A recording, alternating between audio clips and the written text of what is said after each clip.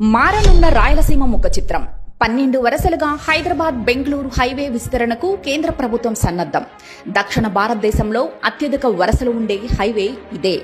576 కిలోమీటర్ల హైదరాబాద్ బెంగళూరు జాతీయ రహదారిని 12 వరుసలుగా అభివృద్ధి పరిచేందుకు కేంద్ర ప్రభుత్వం సన్నద్ధమైంది. ప్రస్తుతం 4 వరుసలు ఉన్న NH-44ను వాహన రద్దీ భవిష్యత్ అవసరాలను అంచనా వేసి దీనిని విస్తరించాలని కేంద్రం భావిస్తోంది. ఏపీలో 260 కిలోమీటర్ల విస్తీర్ణం ఉన్న ఈ హైవే కర్నూలు, డోన్, గుత్తి, అనంతపురం మరియు పెనుకొండ మీదుగా బెంగళూరు వరకు విస్తరించి ఉంది. ఉమ్మడి కర్నూలు, అనంతపురం జిల్లాకు ఈ హైవే విస్తరణ ద్వారా అనేక లాభాలు ఉన్నాయి.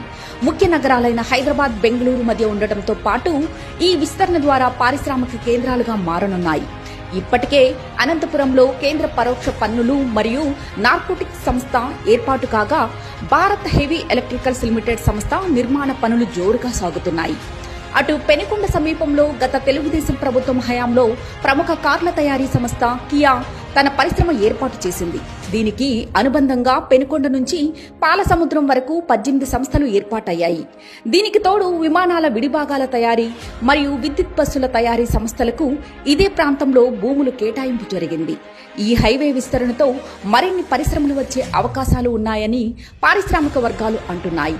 ఇక పరిశ్రమలు